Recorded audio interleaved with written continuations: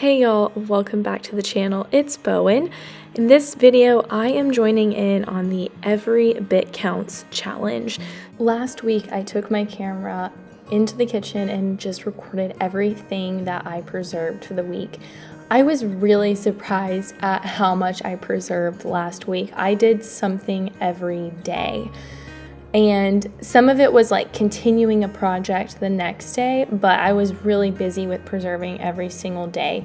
And I think that that's because I took on one pretty big preserving project, which you will see. So I am excited for you to see all that I preserved. Please comment down below what you are preserving right now. It's so cool to hear what other people are preserving. It can be so different depending on where you live, so it's always fun to see. So this clip was recorded on Sunday morning. I went out and did some picking, got some herbs cut, and just brought them in and put them in water. And then the next day, which was Monday and day one, I got to work. Something that I have been preserving a lot throughout the summer is herbs. And I really had no idea how much joy preserving herbs would bring me. Growing herbs has been really fun for me. I thought that I would not be able to grow any herbs, but since I started growing herbs in the ground, it's been a total game changer, and I feel like I almost have more herbs than I know what to do with. So this is a bunch of holy basil, also called tulsi, and this is an adaptogenic herb that can be used as a tea, and it has kind of a sweet flavor. I really love this. So I simply clean it up, get the flowers and the leaves, rinse, and then lay it out on the dehydrator trays and process it for about 1 to 3 hours at 100 degrees Fahrenheit. The flowers take a little bit longer, so I actually put the flowers on their own tray, and then I put the leaves on their own tray. Once everything is dehydrated, I just put it in a jar labeled holy basil. I keep these Wise dry packets in my dried herbs to keep any moisture out, and it seems to work. I've already had to recharge several of them. We are still on day one. I also decided to do 1 pint of pickled okra. So I know that canning 1 pint of okra is not very efficient. However, I had never canned or pickled okra before, and I just kind of wanted to play with the recipe, try the recipe, and that's all the okra that I had that would work for a jar of pickled okra. You need really good, tender, small ones for this, and I had a lot that were too big for this sort of thing. So I did go ahead and can up 1 pint, and it's sealed and it's beautiful and it's on my shelf as we speak. We can't wait to try it. I had quite a few okra that were too big to can or pickle, so I decided to just chop them up, lay them on a cookie sheet, freeze them, and then put them in a bag. I did not blanch them. So my mom told me I don't need to, so I'm going with what my mom says. She said that they freeze fine and cook well fine without the blanching process, so that is what I went ahead and did. Frozen okra can be used in gumbos, and then also one of our favorite vegetable side dishes is okra, tomatoes, onions, and a special blend of spices that is passed down from my grandma. And that's one of my favorite ways to eat it. It's also really good if you like cook it in to like a chicken and rice type of soup. It's good that way as well. Personally, I love the sliminess of okra, so that never bothers me. We are moving on to day 2, and I did another big batch of herbs. So I did a really large batch of tulsi or holy basil. I use this for tea. What I like to do is blend a little bit of this with red raspberry leaf, and it just kind of really sweetens red raspberry leaf up, which can be a little bit bitter. Sometimes the next day is simply me putting the herbs away. So this was day 3. I finally got back around to kind of cleaning up and putting the tulsi into my jars. So I believe I also started the Hatch chili project on day 3 as well. I honestly don't know. Everything blends together so much. The summer has been absolutely crazy trying to work in all of this food preservation. I'm not gonna lie, but I think I started this on day 3 and I worked on it slowly to day 5. So I bought a bunch of Hatch green chilies in bulk at Central Market. I roasted them in my oven, put them in a bowl with a damp cloth over them, let them steam, and had the full intention of canning them in these pint jars. As you can see, I had my jars already. Well, when I got to the process of peeling them, it was just not working. And I don't know if it's the age of the peppers that I got, maybe the skin was hard to get off. Then I realized that I didn't char them enough. So with this batch, I was just like, okay, lesson learned, but I'm still going to use them because I'm just being honest with y'all. I don't mind the skin. It's really not that tough.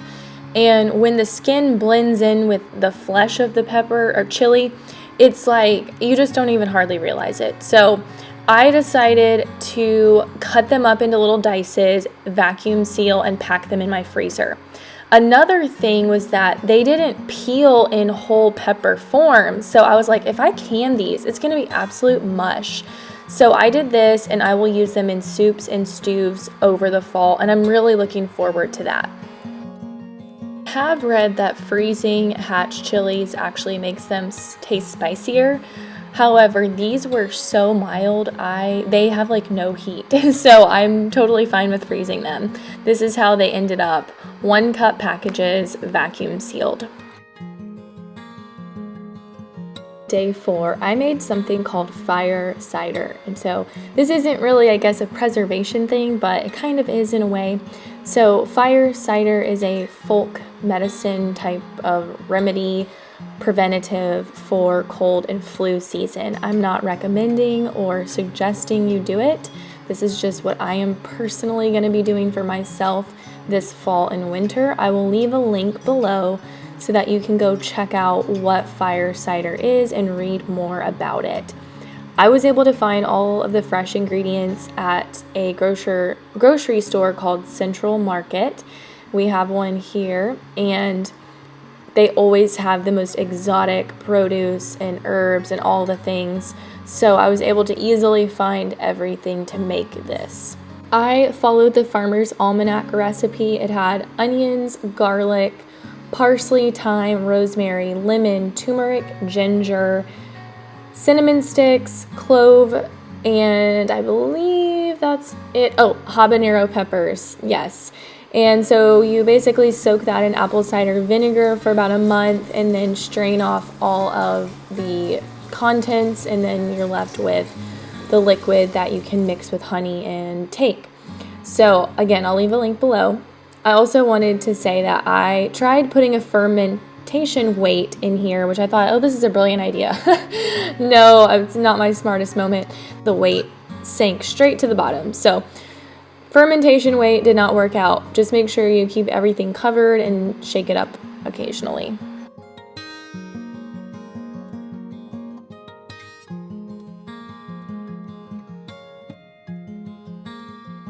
Now we are on day 5. So I started a batch of herbs earlier in the day. Herbs do not take very long, so now I am putting them away to get ready to get into my next Friday project, which was going to be another batch of Hatch chili peppers. So this batch of herbs was actually leftover herbs that I had bought for my fire cider recipe. I did not want them to get bad or forget to use them, so I thought I'm just gonna go ahead and dehydrate them. So I did some parsley, rosemary, thyme, and then I went out to my garden and picked a few things like sage and a little bit more basil, just so that I would have a full load of herbs to dehydrate. So I had some more chilies to put away from the Hatch chilies I had bought earlier in the week. These I decided to try to grill and get them really charred up. That did help a lot, but there were still spots that felt literally impossible to get the skin off. So with this batch, I decided to dehydrate some and make chili powder. And for that purpose, I don't see why leaving the skin on would be a problem. So for the ones that I could really get the skin off more easily, I chopped and froze, and I left a lot of the seeds in on this batch so that we would have some with a little bit more heat. And then the ones where it was hard to get the skin off, I thinly sliced and dehydrated.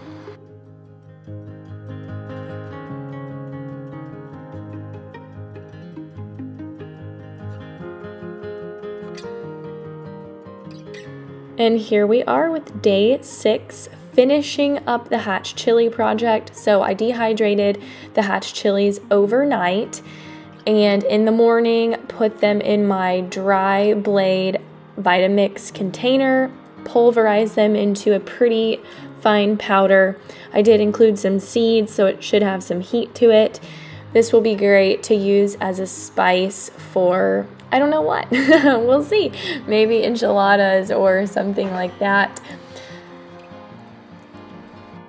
Preserving so many herbs this summer and now making this hatch chili pepper has really showed me firsthand how valuable spices and herbs are and why they often cost so much. It's a lot of work to get a large volume of it.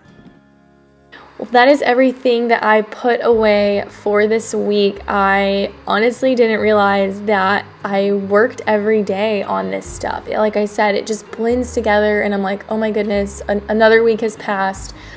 I would say that this is the pace that I've been at pretty much all summer with preserving, which is probably why I feel all over the place lately. I do maybe one large canning project or preservation project a week, like one big one, like the peaches, the tomatoes, the pickles, the okra, and then I kind of fill in with this smaller stuff like my herbs and things like that. But it really is true that every bit counts, because I didn't realize I had done so much work this week until I put this video together, and I was like, wow, it really does add up. So I hope this encourages you and challenges you. Again, I am following along with the Three Rivers Homestead Every Bit Counts Challenge. Thanks for watching. Please give the video a thumbs up if you enjoyed it. Let me know in the comments what you're preserving this summer, and I can't wait to chat with y'all in the next video.